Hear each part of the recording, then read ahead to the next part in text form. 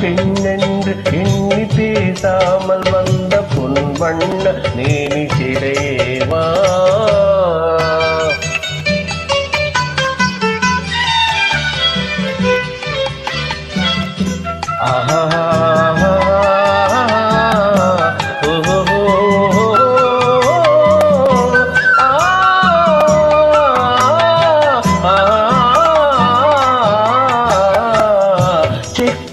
சிவந்த இதழோ இதழோ பவளம் பவளம் செம்பவளம்